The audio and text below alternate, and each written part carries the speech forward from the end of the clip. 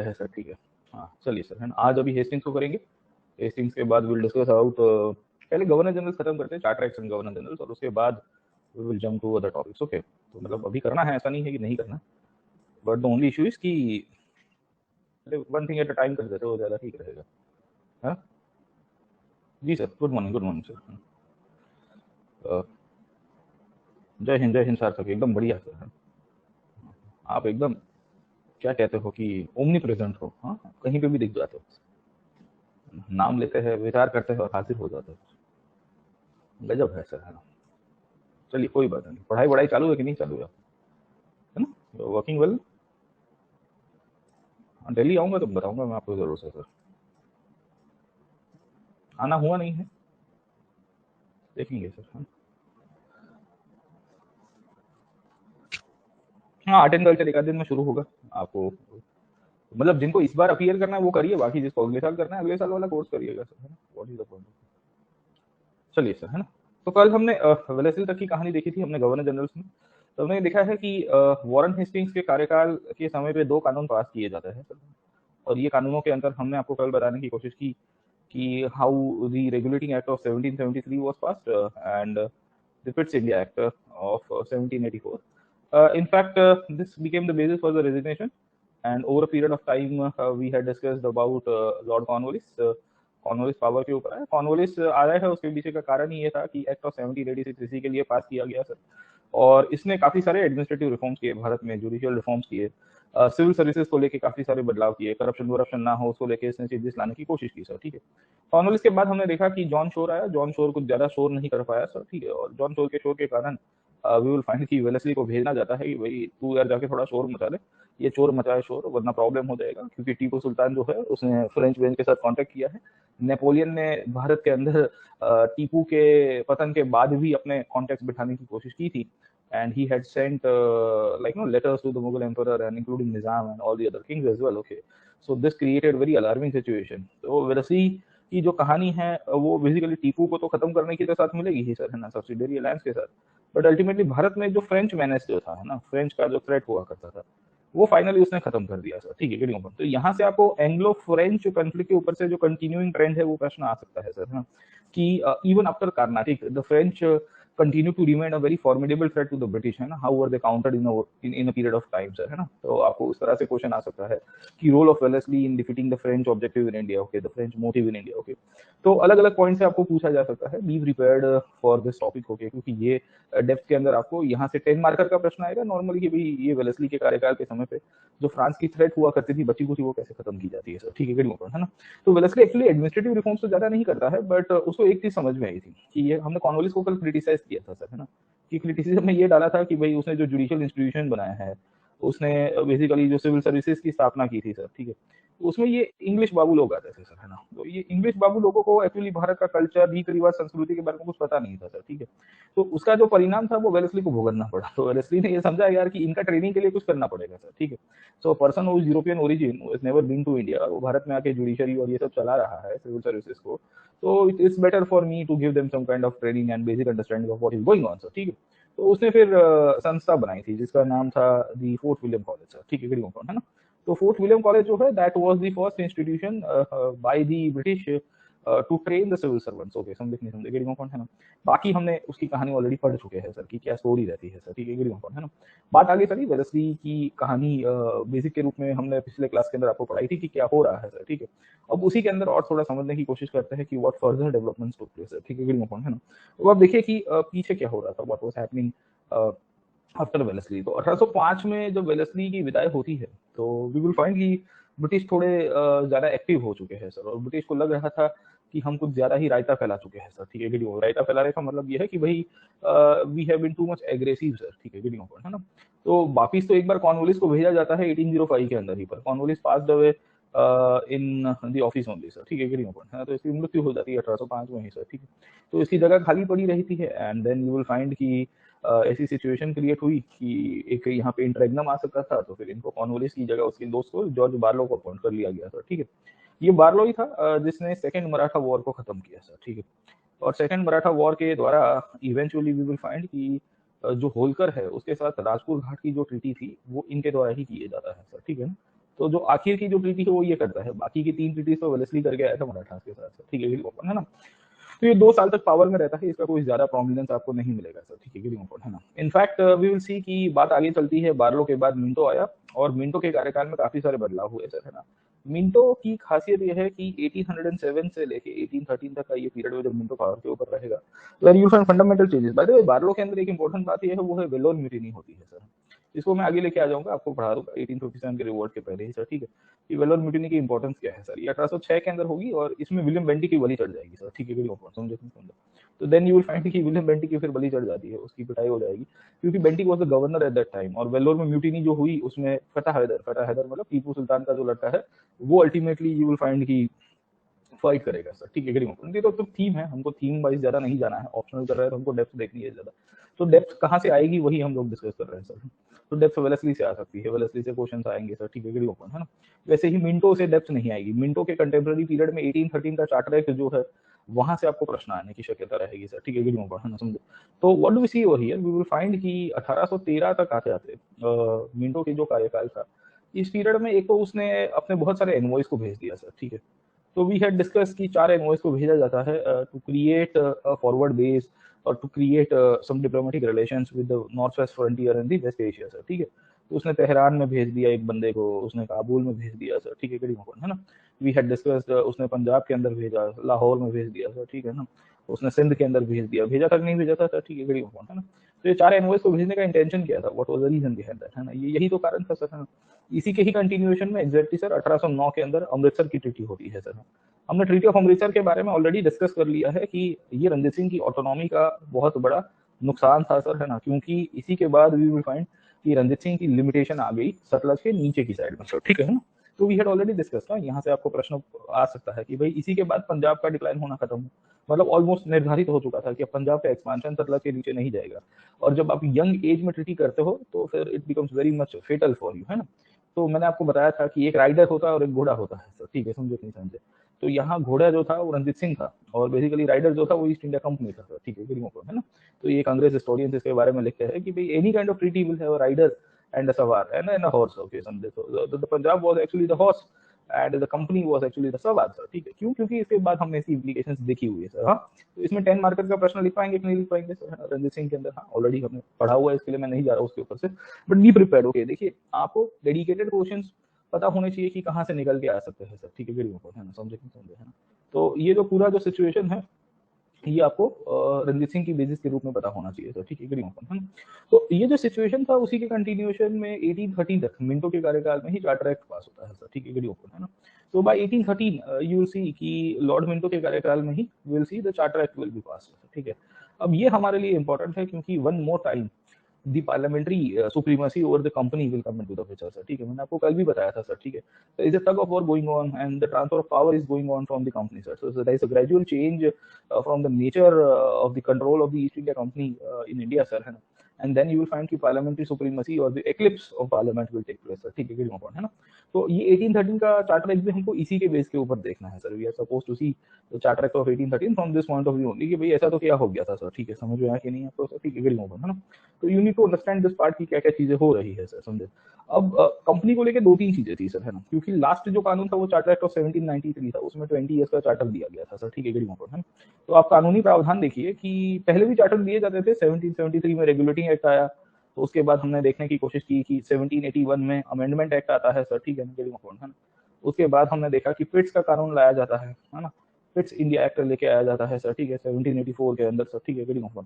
उसके बाद 1786 का एक्ट ऑफ 1786 आता है सर। अब ये सब के सब अगर आप समझने की कोशिश करिए कि कोई ज्यादा फॉलो अप कानून थे, मतलब बेसिकली कंपनी के लिए चार्टर रिन्यू करने का कोई प्रश्न नहीं था। चार्टर तो बेसिकली 20-20 ईयर्स पे आते थे। तो 1793 पे जो कानून आया था वो बहुत ही मैटर कर रहा था, क्योंकि उसी ने ही चार्टर एक्ट को फिर से रिवाइज किया था सर, ठीक है ना। और कंपनी को 20 साल का ठेका दिया था कि तुमको 20 साल और दिया जाता है, यू परफॉर्म सर, है ना, है ना, समझे नहीं समझे। तो parliamentary control via charter sir was one of the major we can say system through which the parliament used to we can say regulate the affairs of the company and also make sure कि they used to dominate the affairs of the company as well sir, ठीक है। तो via issuing the charter, है ना, ये आपके जितने भी पॉइंट्स है आपको ये सब आने चाहिए कि भाई कैसे पार्लियामेंट्री कंट्रोल कंपनी के ऊपर रहा है। मैं आपको लास्ट में उसके मेन बुलेट पॉइंट्स लिखवा दूंगा, पहले 3 समझ जाइए सर, ठीक है। तो ये जो चार्टर है, ये जो रेगुलेटिंग एक्ट है, ये पिट्स का कानून है सर, ठीक है, ये उसी का ही कंटिन्यूएशन में आपको चीजें मिल रही है सर, ठीक है, गेटिंग ओपन, है ना। अब देखिए 3-4 चीजें हो रही है। 1813 के पीरियड तक आते आते England was going through, you will see, की मल्टीपल चेंजेस, है ना, समझे। और ये क्यों हो रहा था उसके पीछे की कहानी आपको बहुत सारी मिल जाएगी सर, ठीक है, गेटिंग ओपन, है ना, समझे नहीं समझे। इंग्लैंड की सोसाइटी में बहुत बड़ा बदलाव आ चुका है, इंग्लैंड की थिंकिंग में बहुत बड़ा बदलाव आ चुका है, इंग्लैंड के आइडियोलॉजी में बहुत बड़ा बदलाव आ चुका है सर, ठीक है, गेटिंग ओपन, है ना। उसके पीछे की कहानी क्या है, what is the reason behind that sir, ठीक है, getting open. We will find कि there are multiple forces that came up in England sir, है ना। सबका अपना अपना मानना था कि भारत में किस प्रकार के बदलाव होने चाहिए, what kind of reform should be initiated as well sir, ठीक है, गेटिंग ओपन, है ना। तो इन बेसिस के रूप में इंग्लैंड में एक तो यू विल फाइंड कि बहुत लोग थे जो ये कह रहे थे कि भारत में ईस्ट इंडिया कंपनी को जो मोनोपोली मिली हुई है सर, ठीक है, वो क्यों मिल रही है सर, समझ में आया कि नहीं आया आपको सर, ठीक है, गेटिंग ओपन। तो इन लोगों का मानना था कि हम लोग फ्री ट्रेड के समर्थक है सर, ठीक। एंड इनका ये बहुत ही क्लियर कट मानना था कि भाई यहाँ जो बेसिकली ईस्ट इंडिया कंपनी की जो पॉलिसी है सर, ठीक है, गेटिंग, तो वो खत्म कर देनी चाहिए। So they condemned the policy of the monopoly which was given to the East India Company, और कहा गया कि they are the only company who can trade with India sir, ठीक है, गेटिंग, है ना, समझे नहीं समझे। तो कहानी ये मिल रही है कि पहली बात तो हमको ये पता चल रहा है कि कंपनी की मोनोपोली हो चुकी है, उसको लेके काफी लोग वहां कंडेम कर रहे थे।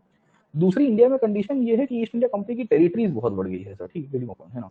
टेरिटोरियल एक्सपांशन अगर आप समझने की कोशिश करिए तो भारत के अलग अलग विस्तारों के अंदर इन्होंने कर दिया था, और नॉर्थ इंडिया को छोड़ के बाकी सारे एरियाज इनके अंडर में आ चुके हैं सर, ठीक है, तो होता क्या है कि सिचुएशन ऐसी क्रिएट हुई कि 1813 तक आते आते तो मोनोपोली को क्वेश्चन किया गया। ये मोनोपोली को दो तरह से क्वेश्चन किया जाता है, क्योंकि इस पीरियड में इंग्लैंड में बहुत सारे लिबरल्स निकल के आए थे सर, ठीक है ना। ये जो लिबरल्स थे इनका मानना ये था कि हम जो है हम चाहते हैं कि इकोनॉमी को ओपन किया जाना चाहिए सर, ठीक है। तो लाइजेफार का डॉक्ट्रिन जिसे हम लोग पहचानते हैं, we consider it as the doctrine of laissez faire sir, ठीक है, जो ये कहता है कि भाई फ्री मार्केट पॉलिसी को अलाउ करना चाहिए सर, ठीक है ना। अब ये क्यों हुआ sir, what is the reason behind that sir, है ना। तो पीछे देखोगे तो इंग्लैंड में इंडस्ट्रियल रिवॉल्यूशन हो चुका है। इंडस्ट्रियल रिवॉल्यूशन के कारण एक नया क्लास निकल के आया था जो ये फ्री मार्केट को मोटिवेट कर रहा था, जो कह रहा था कि भाई हम चाहते हैं कि यहाँ पे मार्केट ओपन होना चाहिए, एक कंट्री की या एक कंपनी की मोनोपोली नहीं होनी चाहिए, ठीक है, है ना, समझो। तो ये जो इंडस्ट्रियल कैपिटलिस्ट क्लास था सर, ठीक है, इसको क्या कहते हैं, इंडस्ट्रियल कैपिटलिज्म कहते हैं। ये जो इंडस्ट्रियल कैपिटलिज्म का जो वर्ग है ये इसको मदद कर रहा है सर, ठीक है। दो कारण थे, एक तो कंपनी की मोनोपोली उनको दिख रही थी, दूसरा यूरोप में नेपोलियन ने इनका रास्ता ब्लॉक करके रखा था 1800 के आसपास का पीरियड। नेपोलियन, अगर आपको याद होगा, तो कॉन्टिनेंटल सिस्टम लेके आया था सर, ठीक है, getting point, yes exactly sir, है ना, हमने पढ़ाया था कि वो उसके लिए बहुत घातकी रहती है सर, ठीक है, गेटिंग पॉइंट, है ना। अब आप समझने की कोशिश करिए कि कॉन्टिनेंटल सिस्टम में नेपोलियन ने क्या किया था सर, ठीक है। तो नेपोलियन ने एक तो इंग्लैंड को बंदियों का देश कहा था, बोले ये तो दुकानदारों का देश है सर, ठीक है, ये खाली व्यापार करना जानता है, तो इनकी दुकान में बंद कर दूंगा सर, ठीक। So Napoleon made sure कि he will not allow the British goods to enter the European markets and the European ports, ठीक है। तो उसने ब्लॉकेड कर दिया था ना पूरी तरह से सर, सब जगह के ऊपर हमको ये पता चल रहा है कि had created the blockades across the, इसके लिए तो पुर्तगाल और स्पेन गया आखिर में सर, क्योंकि उसको पता है कि पुर्तगाल और स्पेन के थ्रू स्मगलिंग होता है और वो अल्टीमेटली यूरोप के बाजारों में सामान पहुंचता था।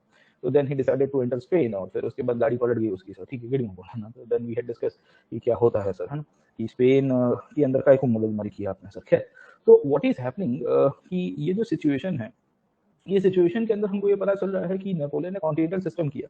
ये सिस्टम के कारण जो ब्रिटेन का इंडस्ट्रियल कैपिटलिस्ट क्लास है उसको नुकसान हो रहा है सर, ठीक है, क्योंकि they are not able to sell the products, okay. So they were pressurising the government कि एक तो लाइजेफार करना चाहिए हमको सर, दूसरा ये है कि यूरोप में हमारा सामान बेचा नहीं जा रहा है सर, ठीक है, गेटिंग पॉइंट, समझे नहीं समझे, we are not able to sell up our products in the European market, तो then what do we do sir, है ना। तो देयर इज ओनली पॉसिबिलिटी कि इंडिया के साथ व्यापार करें सर, ठीक है, गेटिंग पॉइंट, है ना।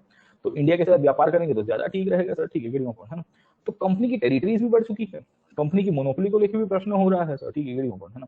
दूसरी कहानी, उस पीरियड में लाइजेफार जैसे सिस्टम निकल के आई है, उसको भी काफी लोग मोटिवेट कर रहे थे और कह रहे थे कि भाई देखिए ये जो लाइजेफार सिस्टम है वो ज्यादा ठीक रहेगी सर, ठीक है, गेटिंग पॉइंट, है ना, समझे नहीं समझे।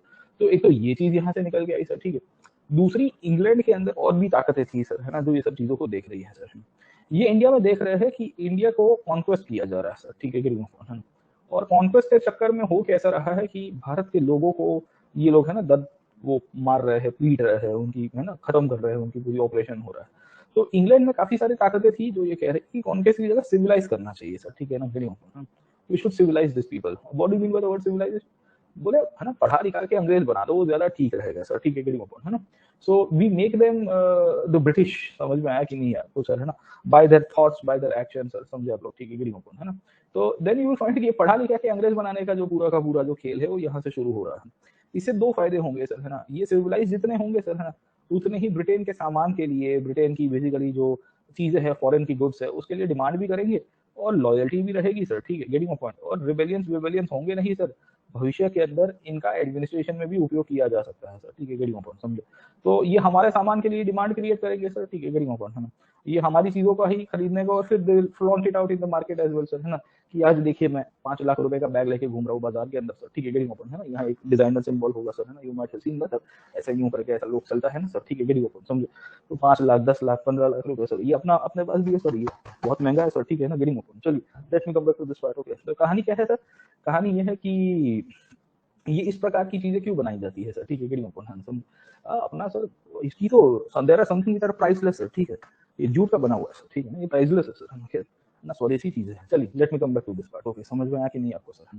तो इसको तो हमने कस्टम मेड बनाया हुआ सर, इसकी दाम नहीं नाप सकते सर, है ना, ये सीधा एंटिक में ही जाएगा सर। खैर late me come back. Okay, तो व्हाट इज हैपनिंग सर, है ना, गेटिंग ओपन, है ना। तो कॉन्क्वेस्ट की जगह सिविलाइजेशन की बात हो रही है सर, है ना। कॉन्क्वेस्ट की जगह सिविलाइजेशन का मतलब ये है कि ब्रिटेन की सोसाइटी के कुछ लोग थे जो ये कह रहे थे इंग्लैंड में सर, है ना, कि भाई इंडिया के लोगों को कॉन्क्वेस्ट मत करे, कॉन्क्वेस्ट करेंगे तो ऑपरेशन होगा, कॉन्क्वेस्ट करेंगे तो उनको मारा जाएगा, पीटा जाएगा सर, ठीक है, तो उनको मानसिक रूप से इंडियन बनाइए सर, ठीक है, गेटिंग ओपन, है ना। इसके समर्थन में काफी लोग इंग्लैंड में उभर के आए थे सर, ठीक है, गेटिंग ओपन, है ना। तो यू विल फाइंड कि within England there were certain class of people जो कह रहे थे कि कॉन्क्वेस्ट की जगह सिविलाइज करिए सर, है ना। ये सपोर्ट करने के लिए देयर वर सर्टेन इवेंजलिकल्स का मतलब क्या है सर, ठीक है, गेटिंग ओपन, जो क्रिश्चियन मिशनरीज हुआ करते थे। ये क्रिश्चियन मिशनरीज ऐसे लोग थे जिनका मानना था कि भाई भारत के अंदर हम लोग आके अल्टीमेटली भारत के लोगों को अंग्रेज बनाएंगे सर, ठीक है, गेटिंग ओपन, है ना, समझे नहीं समझे। तो ये अंग्रेज बनाने के बाद वो ऑटोमेटिकली अपने टेस्ट, अपने एक्शंस, अपने विचारों में धीरे धीरे वेस्टर्न वे ऑफ लाइफ को स्वीकार लेंगे सर, ठीक है, गेटिंग ओपन, है ना। तो इससे कोई दिक्कत नहीं होगी सर, अच्छी बात हो जाएगी सर, समझ में आया कि नहीं आपको सर, ठीक है, गेटिंग ओपन, है ना। तो एक ये भी विचारधारा आपको यहाँ से दिखेगी और यहाँ से ही यू विल फाइंड कि लिबरल्स भी निकल के आए sir, liberals were also there sir, ठीक है, गेटिंग ओपन, है। ये लिबरल्स भी यही कह रहे थे कि भाई इंडिया के अंदर का जो एडमिनिस्ट्रेशन है उसमें सिविलाइजेशनल एस्पेक्ट बहुत मैटर करता है सर, ठीक है, गेटिंग ओपन, है ना। अब देखिए मैंने लिबर्टी नाम की थीम आपको एनलाइटनमेंट में पढ़ाई हुई है सर, ठीक है। आप देखिए पूरा एनलाइटनमेंट इसी के ऊपर से आता सर, ठीक है, गेटिंग ओपन, है ना। So the whole enlightenment was based on the idea of individual liberty sir. अगर आप वर्ल्ड हिस्ट्री पूरा समझे होंगे तो शुरुआत में व्यक्ति को क्या करना चाहिए, वो लॉक से लेके इवन हॉब्स जैसा, हॉब्स भी अल्टीमेटली लिबर्टी और उसकी आजू बाजू में ही बात करेगा सर, ठीक है, है ना। स्टेट फॉर्मेशन में रूसो हो गया, मॉन्टेस्क हो गया सर, है ना, we have discussed everywhere. Okay, हमने बहुत सारे थिंकरों की चर्चा भी की थी, है ना, मजा आई थी ना वर्ल्ड हिस्ट्री वाले क्लासेस में सर, ठीक है, उसको देख लीजिएगा, बहुत प्रश्न आएंगे सर, है ना, वहाँ वर्ल्ड हिस्ट्री के अंदर पहले 8-10 क्लासेस थे वो बेस थे वर्ल्ड हिस्ट्री, क्योंकि वो बेस के ऊपर की फिर क्रांतियां हुई सर, समझे नहीं समझे। That base actually created the ideological base for the revolutions for the sir, ठीक है ना, समझे। तो होता क्या है कि ये जो एनलाइटनमेंट है, ये enlightenment created a very important factor sir, ठीक है। तो ये एनलाइटनमेंट के कारण क्या हुआ सर, है ना, what happened because of the enlightenment sir, ठीक है ना। वी सी दैट इंग्लैंड की सोसाइटी में जो लिबरल्स निकल के आए, इन्होंने भी मोटिवेट किया, इन्होंने भी कहा कि भाई देखिए इंडिया की सोसाइटी को बदलना चाहिए sir, let us change it out sir, ठीक है ना, समझे। तो व्हाट इज हैपनिंग कि ये जो सिचुएशन क्रिएट हुई, ये सिचुएशन के बाद इवेंचुअली इंडिया के अंदर काफी लोग डिमांड चाहते थे, रिफॉर्म चाहते थे अलग अलग प्रकार की सर, ठीक है ना, समझे। तो कहानी आपको ये क्लियर होनी चाहिए कि ये जितना भी रिफॉर्म एस्पेक्ट है, ये रिफॉर्म एस्पेक्ट इसी के साथ जुड़ा हुआ है। और लिबरल्स भी चाहते थे कि इंडिया को एजुकेशन मिलना चाहिए, लिबरल्स भी चाहते थे कि कंपनी का रूल थोड़ा कम होना चाहिए, इतनी बड़ी टेरिटोरियल एम्पायर क्रिएट की गई है तो कंपनी मैनेज नहीं कर पाएगी, let the administration by the crown should be implemented on India sir, ठीक है, समझे। तो बहुत सारे फैक्टर्स थे उस पीरियड के अंदर सर, ठीक है ना। इसी फैक्टर के बैकग्राउंड के अंदर इंग्लैंड में यू विल फाइंड की एक और विचारधारा निकल के आई थी जिसे हम लोग कहते हैं यूटिलिटेरियनिज्म सर, ठीक है ना। तो ये जो यूटिलिटेरियनिज्म जो है ना, ये बहुत मैटर कर रही थी सर, ठीक है ना। ये यूटिलिटेरियनिज्म एक ऐसी विचारधारा है जिसे हम लोग हिंदी में उपयोगितावाद कहते हैं सर, ठीक है, समझे। ये उपयोगितावाद को प्रमोट और प्रोपोगेट बहुत बड़ी मात्रा में किया गया था, जेरेमी बेथम जैसे लोग थे, फिर जेम्स टोड मिल जैसे लोग आए, जॉन मिल आ गया सर, ठीक है ना। तो देन यू विल फाइंड कि जेरेमी बेथम जैसे लोग आपको मिल जाएंगे सर, ठीक है ना, वेरी इंपॉर्टेंट। जेएस मिल जैसे लोग मिल जाएंगे सर, ठीक है, बाप बेटे हुआ करते थे, समझे नहीं समझे, है ना, James Tod mill and John mill sir, ठीक है, वेरी इंपॉर्टेंट, है ना। तो होता क्या है कि बेंटिक जैसे लोग दिखेंगे, विलियम बेंटिक जैसे लोग आपको मिल जाएंगे सर, ठीक है ना। तो इन सब का बहुत सारा ग्रोथ हो रहा था सर, ठीक है। अब ये आई कहाँ से है सर, समझे नहीं समझे, वेरी इंपॉर्टेंट, है ना। तो उस पीरियड में ये जो लिबरलिज्म है और इंडिविजुअल लिबर्टी की जो बात कर रहे हैं ना, उन सबका मिक्सचर यहाँ पे हो रहा है सर, ठीक है। तो एनलाइटनमेंट क्या कहता था कि ये मनुष्य तू बड़ा महान है सर, है ना, a human you are very great sir, ठीक है ना, being a human we can achieve anything sir, है ना। तो इन बेसिस के रूप में एक ह्यूमन ने स्टेट का निर्माण किया है, हमने देखा था सोशल कॉन्ट्रैक्ट के रूप में सर, है ना। So individuals came up, they were able to establish a state sir, ठीक है। अब ये कहा गया कि अगर इंडिविजुअल स्टेट का निर्माण करता है as a part of the social contract, हमने पढ़ा था कि नहीं पढ़ा था सर, ठीक है, गिविंग अपॉन, है ना। तो ये जो व्यक्ति अलग अलग बेसिकली इकट्ठा होकर स्टेट का फॉर्मेशन कर रहा है, तो इसमें स्टेट का रोल क्या होना चाहिए सर, है ना। अगर स्टेट बन गया है तो फिर यूटिलिटेरियनिज्म ने ये कहा, because the individual has contributed to the development of state and the process of state, the state should work for the welfare sir, ठीक है। तो स्टेट को वही कार्य करने चाहिए जो अधिक से अधिक लोगों को खुशी मिले सर, ठीक है, गेटिंग अपॉन, है ना। तो ये आइडियोलॉजी कहती है कि maximum happiness to maximum number of people sir, ठीक है, गेटिंग अपॉन, है, समझ में आया कि नहीं आया। तो होता क्या है कि आप अल्टीमेटली वैसा कार्य करो जो सुखदायी हो सर सबके लिए सर, ठीक है, गेटिंग अपॉन, है। तो ये स्टेट के ऊपर भी लागू होता था, ये व्यक्ति के ऊपर भी लागू होता था, और इवन आज की तारीख में भी लागू होता है सर, है। आज प्रधानमंत्री वो कृषि क्रेडिट कार्ड की योजना चलाता है, या बेसिकली किसान योजना आपने देखी होगी, वो 2-2 हजार रुपए साल में 3 बार किसानों के खाते में ट्रांसफर किए जाते हैं। वो क्यों करता है सर, है ना। What is the reason why the state does it, okay, the state do it for the utilitarian aspect, है ना, कि भाई अधिक से अधिक लाभ किसको मिल रहा है सर, ठीक है, अधिक से अधिक लाभ बेसिकली किसानों को मिल रहा है सर, ठीक है, गरीब अकाउंट, है ना, समझे नहीं समझे। ह्यूमन वेलफेयर के कंसेप्ट में यूटिलिटेरियनिज्म को इंप्लीमेंट किया जा रहा है। Utilitarianism can be implemented at any decision, और we can say any kind of, हम लोग कह सकते हैं कि सिचुएशन और टॉपिक जहां ओवरऑल इसके क्राइटेरिया को ध्यान में रखते हैं, क्योंकि आइडियोलॉजी ये कहती है कि व्यक्ति को भी यही कार्य करना चाहिए जो अधिक से अधिक लोगों के लिए लाभदायी हो सर, ठीक है। तो एक सोसाइटी के अंदर अगर आप एक इंडिविजुअल कंट्रीब्यूटर हो तो आप क्या करोगे सर, ठीक है।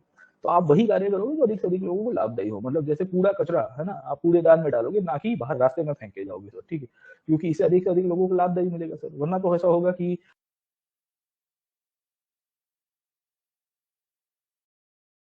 आप बेसिकली अपने घर के आजू बाजू में झाड़ू मारेंगे, वो आपके घर का कचरा बाजू वाले के घर के पास चला जाएगा, फिर बाजू वाला बाहर निकलेगा, आपके साथ बोला चली होगी, उसमें थोड़ा दबंगई होगी तो गैंग वॉर हो जाएगा सर, ठीक है। फिर घर वाले झाड़ू और फिर बर्तन वाले सब लेके आएंगे, फिर वर्ल्ड वॉर 3 हो जाएगा सर, ठीक है, कि नहीं होगा, तो आपने देखा होगा सर, है ना, समझे कि नहीं समझे। बहुत सारे स्टेट्स में नहीं, ये सब जगह होता है सर, यूपी बिहार नहीं, एवरीवेयर इन इंडिया इट होता है। तो लोगों को क्या है कि अपना घर ठीक रखना है, अपने घर के बाहर की जो 5-10 फीट का जो पेरीमीटर होता है वो भी ठीक है, आगे का रास्ता उनको नहीं दिखता है, तो कचरा होता है वो उठा के बाजू में धक्का मार देते हैं उसको सर, ठीक है। अब बाजू वाला जो है वो ऑब्जेक्शन करता है, बोले तुम्हारा कचरा मेरे यहाँ दरवाजे पे क्यों छोड़ के जा रहे हो, बोले तू आगे पास कर सर, ठीक है, गेटिंग अपॉन, है ना। तो इसी के चक्कर में देन यू विल फाइंड कि फिर लड़ाई हो जाती है, लड़ाई में फिर है ना अल्टीमेटली वर्ल्ड वॉर 3 तक भी चला जाता है माहौल सर, खैर।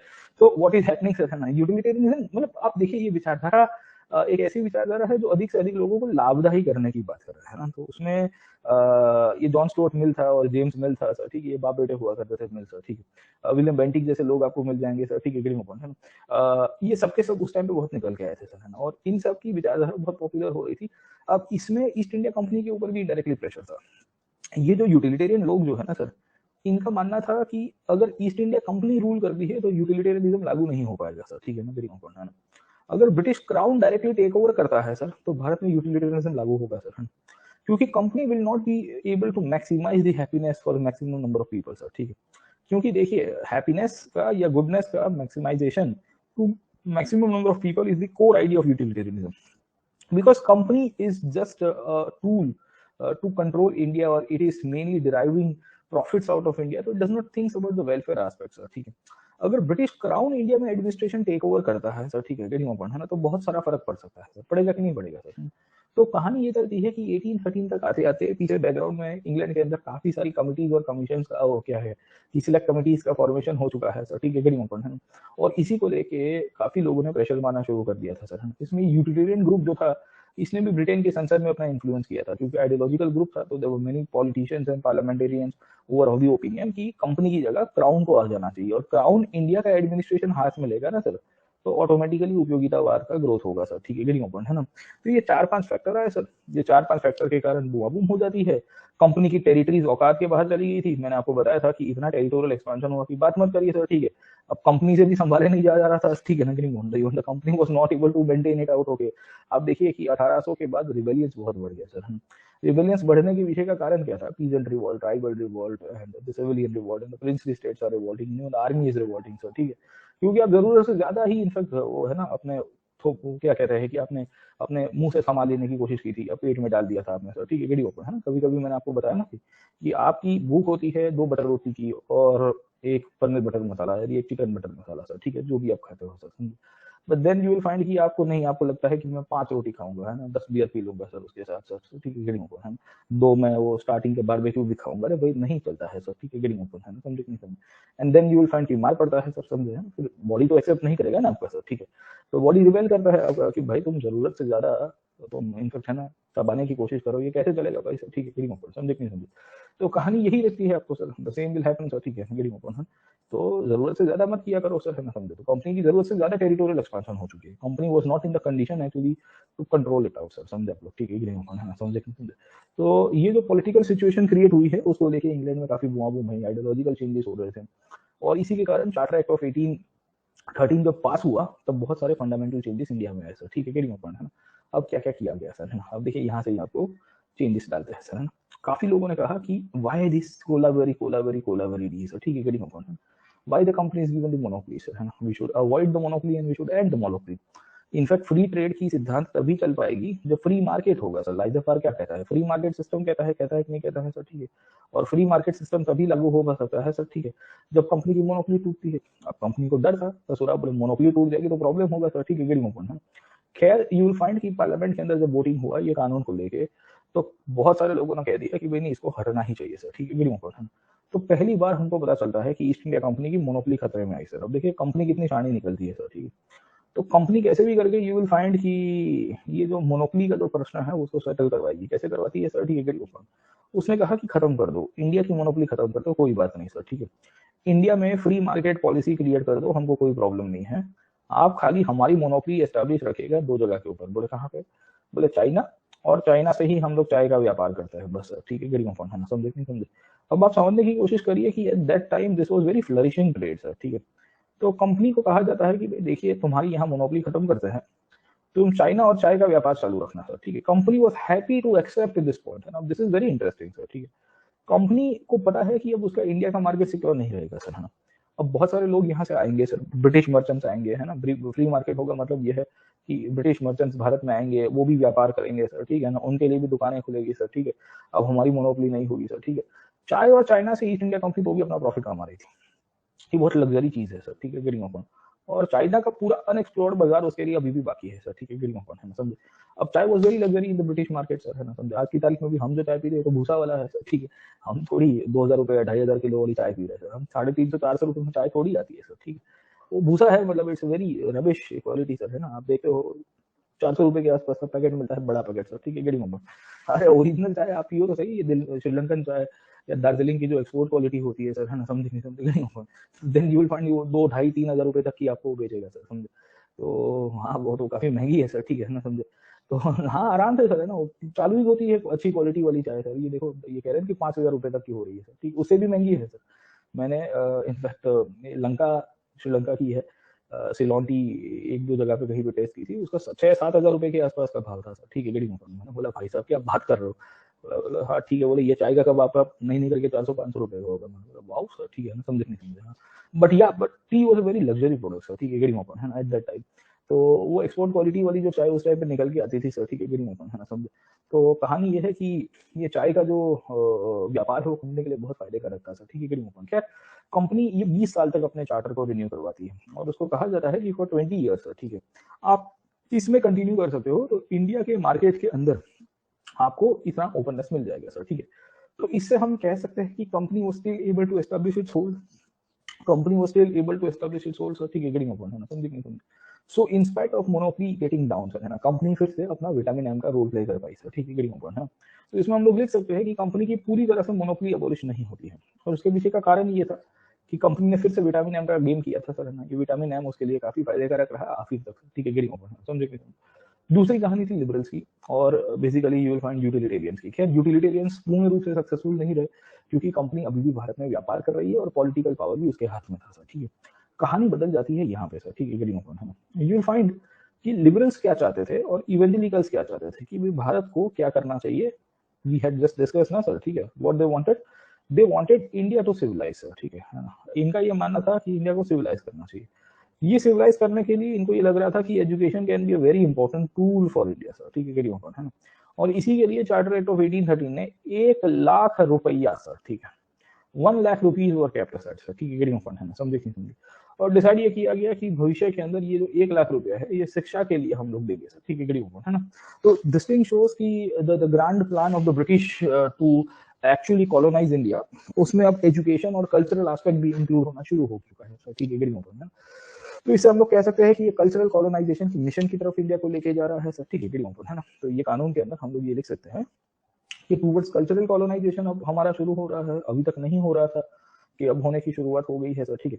क्योंकि the more the education over a period of time you will find कि the more we will be colonising sir, ठीक है, गिरिंग ओपन, है ना। अब इसको कैसे स्पेंड करना है उसको लेकर कोई क्लैरिटी नहीं है सर, ठीक है, गिरिंग ओपन, है ना। तो इसमें एक प्रश्न ये भी आता है सर, है ना, कि there was no clarity on how to spend this money sir, ठीक है। इसमें ये क्लैरिटी भी नहीं थी कि इसके अंदर किस तरह से इसका इम्प्लीमेंटेशन किया जाएगा, इसका एग्जीक्यूशन किया जाएगा सर, ठीक है। So, in spite of 1 lakh rupees that was capped in the education after the Charter Act of 1813, it could not bring immediate changes, ठीक है, गिरिंग ओपन, है ना। तो इसकी कोई immediate impact आपको नहीं मिलेगी सर, है ना, भारत के अंदर। So we do not find direct immediate impact in this time as well, sir. आपको ये भी चीजें क्लियर होनी चाहिए, but over a period of time changes होंगे सर, है ना। मजे की बात इनकी आ जाती है सर, इवेंजलिकल्स की सर, है ना। इवेंजलिकल्स को कहा जाता है कि आप यहाँ पे आके अब सेटल हो सकते हो and you can actually propagate Christianity as well sir, ठीक है ना, गिरिंग ओपन। अब ये बहुत इंपॉर्टेंट बात है सर, है ना, समझे कि नहीं समझे। इसके पहले हमको ये पता चल रहा था कि क्रिश्चियन मिशनरीज को अलाउ नहीं किया जाता था सर, ठीक है, but now the Christian missionaries were allowed to come and settle in India and actually spread Christianity as well sir, ठीक है। तो इसमें भी हमको क्या पता चल रहा है, कल्चरल कॉलोनाइजेशन की शुरुआत होगी सर, ठीक है, क्योंकि यही लोग थे जो एजुकेशन इंस्टीट्यूशन भी भविष्य के अंदर बनाएंगे सर, ठीक है, गिरिंग ओपन, है ना। और कहानी ये है कि अब ये लोग भी अपना सेटलमेंट्स बनाने की शुरुआत कर रहे हैं सर, ठीक है, गिरिंग ओपन, है ना। तो what do we see over here, we will find the missionary activities will also be starting and ये ऑफिशियल हो जाएगा। अब देखिए इसके पहले डच लोग थे श्रीरामपुर के अंदर थे, डच कहाँ, डेनिश लोग थे श्रीरामपुर के अंदर सर, ठीक है, गिरिंग ओपन, है ना। तो Shrirampur was a missionary settlement जहाँ पे थोड़ी बहुत एक्टिविटीज चल रही थी, पर लार्ज स्केल नहीं चल रही थी सर, ठीक है। यहाँ से क्या हो रहा है कि एक प्रॉपर लार्ज स्केल एक्टिविटी शुरू होगी। खैर इनको कहा जाता था कि आपको ईस्ट इंडिया कंपनी से परमिशन लेके आना है, मतलब आपको लेटर लिखना है, फिर आपको बोला जाएगा कि आप वहां जाइए, but in major cases the permissions were allowed sir, ठीक है, गेट पॉइंट, है ना। तो इससे क्या होगा कि एक आउटसाइडर इन्फ्लुएंस भारत के अंदर आने की शुरुआत होगी और ये मिशनरी एक्टिविटीज के द्वारा भारत को कन्वर्ट कराने का भी प्लान होगा सर, ठीक है, गेटिंग पॉइंट, है ना, समझे। तो एक तो ये भी चीज आपको इसके अंदर से मिलेगी सर, है ना, समझे नहीं समझे। इसमें पांचवी पॉइंट बहुत इंटरेस्टिंग कहानी है। पांचवी पॉइंट जो है या चौथी पॉइंट इसके अंदर से लिख सकते हो कि मैंने आपको बताया कि कंपनी की टेरिटरीज बहुत बढ़ गई है, बट वो जरूरत से ज्यादा ही उसने तबाह लिया था सर, है ना, या उसने अपने शरीर के अंदर डाल दिया था सर, है ना, किडिंग ओपन, है ना। भूख 2 रोटी की थी और 200 ग्राम सब्जी की थी, आपने एक फुल पनीर बटर मसाला मंगाया और या चिकन बटर मसाला, क्या बटर चिकन मंगवा दिया आपने, और मैंने बताया कि 5-10 बियर बियर की बोतल बोतल रख दी, बोला अब बड़ा करेगा भाई साहब तुम्हारा सर, ठीक है, गिरिंग ओपन, है ना। तो कंपनी की भी भूख और कंपनी की औकात एक्चुअली उतनी बड़ी थी नहीं सर, ठीक है, गिरिंग ओपन, है ना। which company could actually control and run the state as well sir, ठीक है, गिरिंग ओपन, है ना। एंड कंपनी मराठास अभी भी जिंदा थे, पर मराठास को ऑलरेडी इन्होंने सब्जुगेट करके रखा था सर, ठीक है, मराठा जो भी पावर्स हुआ करते थे इन सबको सर, ठीक है। तो होता क्या है कि कंपनी की टेरिटरीज बहुत एक्सपांड हो गई थी सर। अब ये टेरिटरीज का जो एक्सपांशन हो रहा है उसको लेके गवर्नमेंट को इश्यूज चल रहा था सर, ठीक है। भविष्य में कोई कंपनी का एडमिनिस्ट्रेटर ये ना कह दे सर, है ना, समझे नहीं समझे, कि ये हमारी टेरिटरी है। तो ब्रिटिश क्राउन बेसिकली पार्लियामेंट के थ्रू ये कहता है कि भाई देखिए ये जो कंपनी की टेरिटरी है ये क्राउन की सोवरेन एरियाज है सर, ठीक है ना, गेटिंग ओपन। समझ में क्या आया कि नहीं आया। ये एक्सप्लिसिटली लिखा गया है। एक्सप्लिसिटली का मतलब ये है कि the areas that were belonging to the company are the sovereign areas of the British crown sir, ठीक है, गेटिंग ओपन, है। So anything that is acquired by the company, anything that is managed by the company sir, ठीक है, getting open, है ना, वो ultimately British crown की sovereignty में ही है। मतलब आप पकड़ने की कोशिश करिए कि 1784 में भी ये चीज आपको मिलेगी sir. Even in 1784 we had seen this kind of thing as well sir, ठीक है, गेटिंग ओपन, है, समझ में आया कि नहीं आपको। And then you will find कि ये जो सिचुएशन क्रिएट हुआ, ये सिचुएशन के द्वारा हमको ये पता चल रहा है कि ब्रिटिश क्राउन अल्टीमेटली यहाँ पे टेरिटोरियल जो है सोवरेनिटी को प्रोक्लेम करता है सर, ठीक है, गेटिंग ओपन, है ना। तो कहानी आपको ये मिलेगी कि भारत की जो पूरी की पूरी सिस्टम है उसके अंदर ब्रिटिश क्राउन का इन्फ्लुएंस बढ़ जाएगा, बढ़ेगा कि नहीं बढ़ेगा सर, ठीक है, गेटिंग ओपन, है ना। और इसके बाद ऑफिशियली डिक्लेरेशन हो रहा है, अब ये कहा जा रहा है कि ईस्ट इंडिया कंपनी के पास जो भी टेरिटरी है वो कंपनी की नहीं है, वो क्राउन की है सर, ठीक है, गेटिंग ओपन, है ना। तो इससे क्या पता चल रहा है कि कंपनी खाली एक नेम सेक हो गई थी सर, है ना, समझ गेटिंग ओपन, है ना। तो ये जो प्रश्न क्रिएट हुआ था उसको लेके ब्रिटेन के अंदर जो कंपनी के शेयर होल्डर्स है ना वो बुआ बूम करके बैठे हुए थे सर, ठीक है। बोले हम ये कानून नहीं पास करने देंगे, बोले ये तो बेकार की सिस्टम आपने निकाली है सर, ठीक है, गेटिंग ओपन, है ना, we will not allow you. तो फिर आखिर में शेयर होल्डर्स को एक लॉलीपॉप दिया गया, कहा गया कि तुमको इंडिया की जो टोटल रेवेन्यू आ रही है ना उसमें से डिविडेंड दे देंगे सर, ठीक है। तो इन्होंने गेम क्या कर दी पता है सर, शेयर होल्डर्स को एक लॉलीपॉप दे दिया गया, कहा कि इंडिया की रेवेन्यू में से 10.5% तुमको दे देंगे सर, ठीक है, गेटिंग ओपन, है ना, समझ में आया कि नहीं आपको। तो इनको रेवेन्यू के अंदर डिविडेंड दे दिया जाता है सर। एंड 10.5%, 10.5% के आसपास डिविडेंड इनको प्रॉमिस किया गया और कहा गया कि भाई सब चुपचाप बैठे रहो सब लोग, है ना, तुम्हारा कानून कानून अब हम लोग चलाएंगे सर, ठीक है, गेटिंग पॉइंट, है ना। तो शेयर होल्डर्स को पता था कि हमको नुकसान हो रहा है ये कानून के द्वारा सर, ठीक है, गेटिंग पॉइंट, है ना, समझ में आया कि नहीं आपको। But then you will find की पूरी कहानी खत्म हो जाती है सर, समझे आप लोग, ठीक है। इनफैक्ट अब कंपनी को ये भी कहा गया था कि आज के बाद बिकॉज ऑफ टेरिटरी हमारी है, ब्रिटिश क्राउन की है, तो आपको अकाउंट भी सेपरेट रखना पड़ेगा सर, ठीक है, गेटिंग पॉइंट। बोले अकाउंट कैसे सेपरेट करेंगे सर? अकाउंटिंग सेपरेट करने का मतलब ये है कि जो पैसा ट्रेड एंड कॉमर्स से आएगा उसका अलग से खाते में डालना है, जो टेरिटोरियल रेवेन्यू आएगा उसको अलग खाते में डालना है सर, ठीक है, गेटिंग पॉइंट। इससे क्या हो रहा था, दो चीजें हो रही थी कि जो कमर्शियल एस्पेक्ट है सर, ठीक है, गेटिंग पॉइंट, हाँ, उसको अलग से ट्रीट किया जाता था। और जो टेरिटोरियल एस्पेक्ट है, मतलब से फॉर एग्जांपल इन्होंने इसके बाद आप देखोगे तो जमींदारी सिस्टम से पैसा आ रहा है, या ओवर पीरियड ऑफ टाइम रेयर वाली सिस्टम से पैसा आएगा, महाल वाली सिस्टम से पैसा आएगा सर, ठीक है, गेटिंग पॉइंट, समझे नहीं समझे। तो होता क्या है कि जो टेरिटोरियल एस्पेक्ट है, मतलब जो लैंड रेवेन्यू सिस्टम के थ्रू आ रहा है, आपने टैक्सेस इंपोज किए उसके थ्रू आ रहा है, वो एक खाते में नहीं जाने चाहिए sir, that should be separate account sir, है ना। इससे अकाउंटिंग सिस्टम में क्लैरिटी रहती है, होती है कि नहीं होती है सर, ठीक है, गेटिंग पॉइंट, है। और दूसरी कहानी हमको ये पता चल रहा है कि भारत के अंदर ओवरऑल जब इनको टैक्स पेयर्स को या अपने शेयर होल्डर्स को डिविडेंड देना था, तो डिविडेंड में इजीनेस रहती थी कि इसमें से कमर्शियल रेवेन्यू कितना है सर, ठीक है, इसमें से टेरिटोरियल रेवेन्यू कितना है सर, ठीक है, गेटिंग पॉइंट, है ना, समझे नहीं समझे। So it becomes easy for the shareholders as well कि देखो ये टेरिटोरियल रेवेन्यू था, ये कमर्शियल रेवेन्यू था, कमर्शियल रेवेन्यू में से हम लोग आपको यहाँ से पैसा देंगे 10.5%, क्योंकि ये कंपनी कमर्शियल एस्पेक्ट के अंदर जो काम कर रही है वो हमको यहाँ से मिल रहा है सर, ठीक है, गेटिंग पॉइंट, है ना। 100 रुपया मिल रहा है तो तुमको 10.5 रुपये दे देंगे सर, ठीक है, गेटिंग पॉइंट।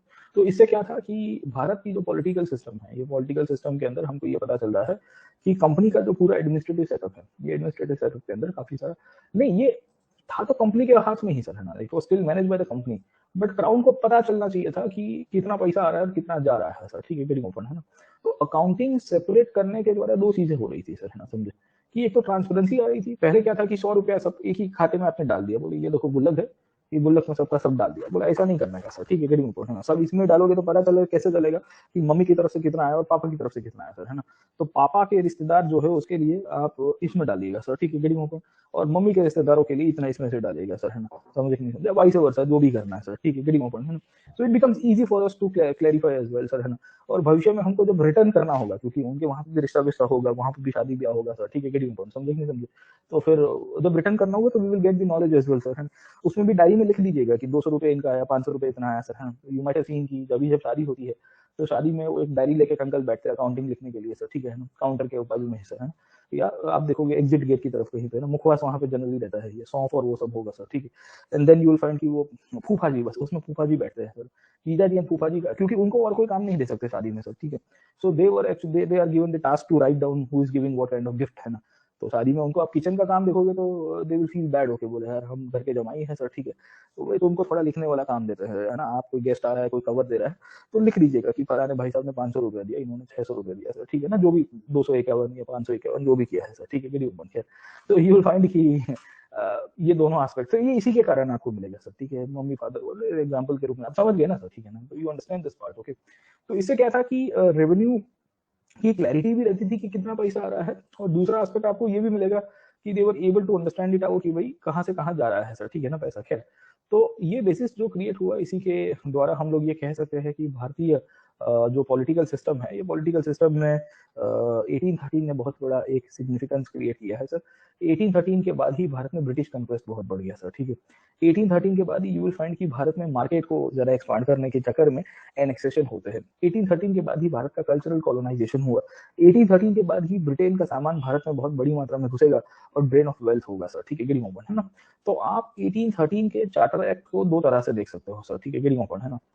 एक तो पहला आपको इंप्लीकेशन दिखेगा कि there is a gradual transfer of power sir, ठीक है, getting open. And East India company के ऊपर का जो पावर है वो क्राउन के हाथ में जा रहा है, पर अभी भी आप देखोगे तो ग्रेजुअल हो रहा है सर, ठीक है, गेटिंग ओपन।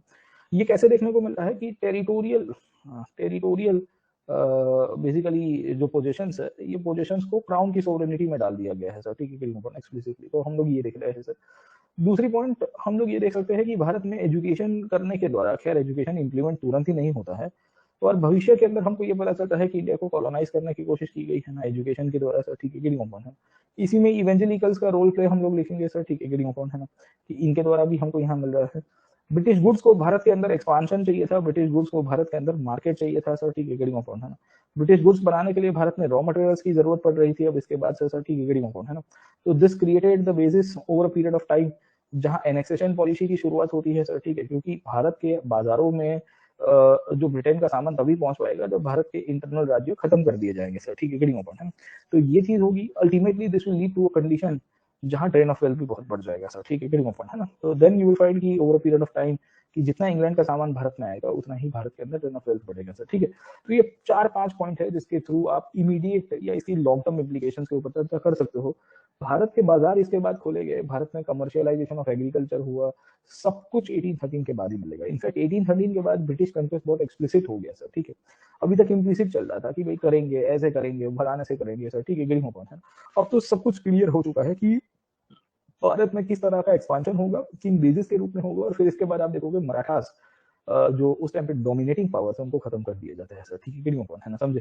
तो नाउ यू विल फाइंड कि the Marathas which were dominating sir, ठीक है, getting upon the administration in India, and they were very imperial power as well. No doubt they were under the British control, but